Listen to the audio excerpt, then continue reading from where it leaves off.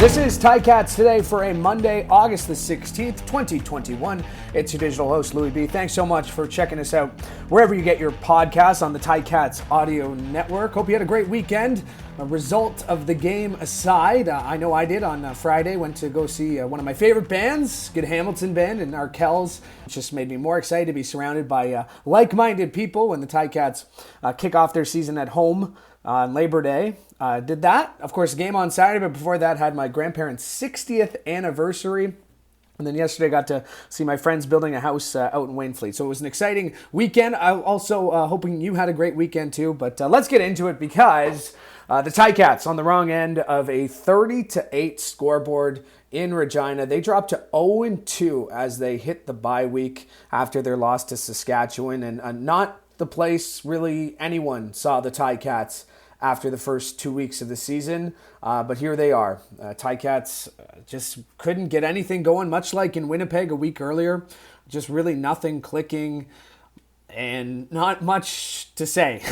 I mean, there's a lot to say, but if you're watching that game on Saturday and you're listening to this podcast, you know that there wasn't really much positives to take from that game, and they weren't able to capitalize on a handful, 20 penalties taken by Saskatchewan, the 6 turnovers, 2 each on fumbles, interceptions, and then on downs. Another big running performance by the opposition as William Powell able to go 89 yards on 18 carries. Cody Fajardo had himself a great game, 66 yards on the ground and a touchdown while throwing for 2 and no picks. We got to see Dane Evans. I'm not sure anyone was expecting to see our first time seeing Dane Evans this season to be like that, coming in for Jeremiah Masoli, who had thrown 2 interceptions. And, I think for all the people who have been clamoring for Dane Evans, and, I like them both, and we're going to hear from both coming up on Ticats Today, but just not a great performance from the Ticats. So I do want to get to Dane Evans. He spoke to the media after the loss. Here's what he offered up. I wasn't like really, I was ready to go in. I was prepared and everything, but it was just one of those coaching decisions. I just walked over to Jeremiah to help him with the iPad like I always do, our kind of routine. We were about to start looking at, what they did on the previous drive, coverages and stuff like that. And then he was on the headset with Tommy and he just said, "Hey man, you're in." And so then I just obviously took the headset from Tommy. Tommy said what he needed to say to me, what we're going to try to do game plan wise and stuff. And then I was on the field. I mean, it wasn't like any magical scene or anything. It was just kind of the routine. So yeah, that's kind of how it went down. It's weird, man, because it's like you said, we are so close. Like I'm his number one fan. I still am sitting here in this chair right now. I'm still his number one fan. I think he's a great football player. I think he might be one of the best quarterbacks in this league. He's taught me so much, man. Like we would be sitting here for days if I tried to explain how much he's taught me about playing quarterback. So for me, the respect for him is just at an all-time high, especially right now, because everybody can do anything when everything's going right. When the ball's rolling, it's easy to be, the stand-up guy. But to me, the respect, I can't even explain how much I respect and appreciate Jeremiah for his help. And it wasn't like he told me I was going in and then he clocked out and was sitting on the bench the whole time. He was right there on the sideline. He was helping get personnel in. He was the first one greeting me on the sideline after, helping me with the game plan what we were currently doing. So, I can't even begin to explain to you how much respect and love I have for that guy. I can't even explain it. I'm going to approach it the same way regardless. If whenever it happens, if they tell me I'm starting, great. If they tell me Jeremiah's starting, great. I'm going to approach it the same way. Obviously I would be lying if I sat here and said I didn't want to play, but I want what's best for this team. So I just got to trust the coaches and the front office to determine that. Thankfully, my wife and my dog are coming up, and I'm telling you, man, oh, good. This being apart and COVID, all this stuff. Y'all don't even know the stress we're under as players.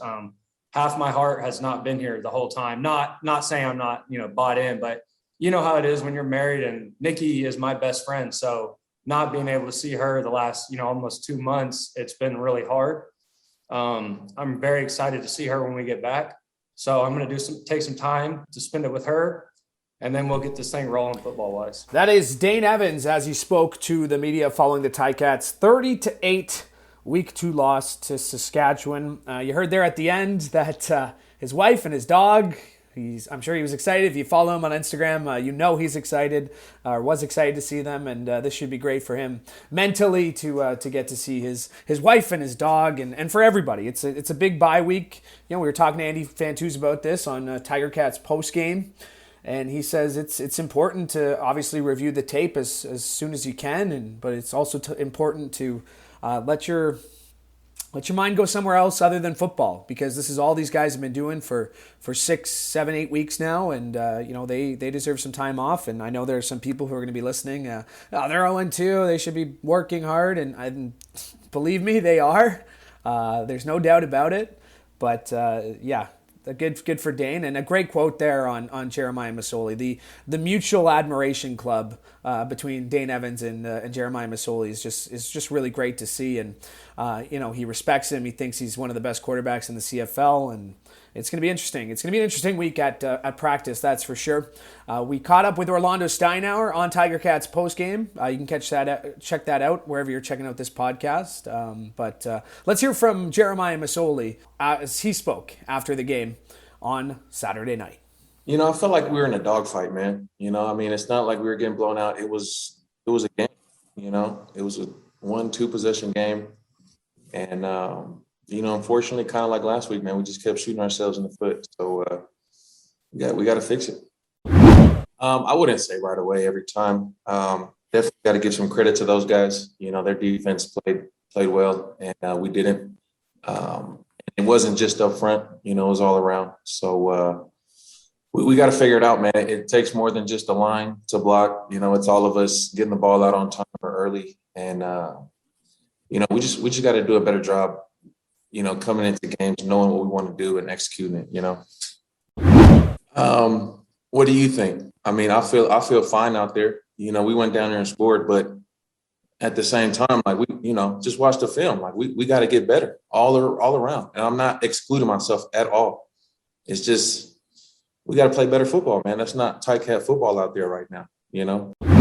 I feel fine personally, but our offense, obviously, we're not operating at all cylinders like we're used to doing. You know what I mean? So it's more of that and that frustration. I feel fine. Yeah, he's one of the most, QB-friendly receivers I've ever been around. And obviously we're missing him. But, it's pro sports. You know what I mean? That's why other guys are here, to step up and have an opportunity to showcase their skills. So, obviously we're missing Braylon and a couple other guys too. We got some starters out on both sides of the ball. So, hopefully this bye week can help us get some of those guys back. We faced a couple really good D coordinators. Like, honestly, it's not like, we're losing to nobodies or getting blown out. We're playing some good teams, and we still got to figure out our identity.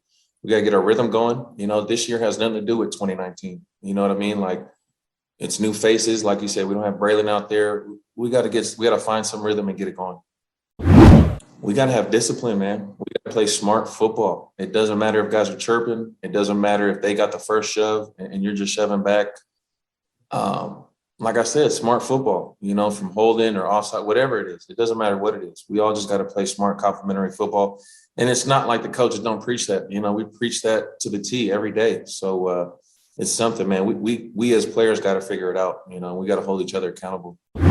Yeah, I don't know why I wouldn't be, but at the same time, that's above my head. And I just want to get back to the drawing board, man. Let's get back to this film. Have a little second to kind of catch our breath here and see what's going on. Ticats quarterback Jeremiah Masoli, as he spoke after Saturday's game, 17-25, 68% completion, 135 yards, and just 2 interceptions, no touchdowns. So a tough loss for Jeremiah Masoli, and a tough question to be asked there at the end. And I appreciate Justin Dunk for asking the question, but I'm sure if you'd asked Dane Evans that he's expecting to be the starter, and Jeremiah Masoli is expecting to be the starter, and they'll both spend the bye week kind of thinking they're the starter. And I do not envy the decision that Coach Orlando Steinauer and his coaching staff is going to have to make. He was kind of Andy talked about it on Tiger Cats postgame. There's kind of three options here. You can come out and say it's Jeremiah. You can come out and say it's Dane, or you can hold the cards close to your chest and continue the quarterback competition at practice when they're back next week. But it'll be interesting to see. It'll be a real good week of practices for both men, I'm sure, and for the team. And hopefully coming back after a bye week, they're feeling refreshed and recharged and everything that they need to get back on track, as they remain the only team in the East Division without a win. And again, I have to say, who saw that one coming? I'd recommend if you're tweeting me with the "this is fine" emoji, like at Tiger Sammy. I appreciate your passion for this team, and I know that this fan base loves their Ticats. But we are 2 games in to a very long season. Not as long as normally, but we are 2 games into a 14-game season. It is not the end of the world. The sky isn't falling, and I think Scott Radley did a great job of surmising some of those points in his piece in the Spec today. The sky is not falling. This is only the 2nd game. I think that's how he starts the article. But I wanted to get some of your thoughts, like Tiger Sammy, who tweeted me at Louie B _TV. Put it out there on Twitter. Always love hearing what you have to say. Like Phyllis Jefferson at Bombshell 1948. She says, "It is what it is. Time to regroup, pull up the socks, and move on. It was slow going out of the gate. Hopefully they can move on, get in sync, and gel together." And we heard that after week 1. We're going to hear it a lot next week, but it's all about finding that rhythm, and the Ticats haven't been able to do that yet. Michael Cameron Veg, at Michael C. Veg, he tweeted, "Feeling like it's only a matter of time before the O-line finds its rhythm." There's that word again. Just hoping we have the right guy under center when they do. Honestly, either guy is the right guy under center if that O-line is a little bit tighter. And we're going to have to wait and see on the status of a couple of guys, including Chris Van Zyl, who was questionable to return. Didn't see him after the first half. So it's going to be a big week for the Ticats getting healthy and getting their minds right mentally and physically for this one. Chris, he says, "These first 2 weeks were discouraging, but I still believe this team will compete for a Grey Cup. Need to get healthy and get better protection for our QBs. A reminder that the 72 Grey Cup team started 1-3. That's a great point there, and I put it out to someone else on Twitter that this Ticats team reminds me more of the 2014 team that started out 0-2, 0-3, 1-6. Of course, they turned around their season once they were able to return back to Tim Hortons Field, once they were able to play in Hamilton, playing the first few home games of that. And it is really funny to see the comparison between those 2 seasons, hopefully, 2014 and this season. They were coming off a Grey Cup appearance. They started out on the road against very tough opponents. Their first game, they were very flat. So lots of similarities between 2014 and hopefully 2021. And the Ticats can make their way back to the Grey Cup for a 2nd year in a row. And yeah, I know. I thought that was interesting. You go back, some people are, quoting, they're starting at 0-2 for the first time since, that season where they started 0-8, 0-9. But I think that this Ticats team a lot more like that 2014 team than that one in 2017. So that's just my 2 cents on that. Wally Walker, he tweeted in, "It's a 2-game losing streak. The Ticats started the season on the road." Great point. Probably in the 2 toughest place to play out west. Another great point. Now they have a lot of East Division games coming up. Coaches have a bye to figure things out. Looking forward to cheering on my team in Montreal. That's from Wally Walker. Great points there made by Wally, and enjoy the game in Montreal. And we'll wrap it up here with Johnny Canuck. Summed it up best with a Groundhog Day quote.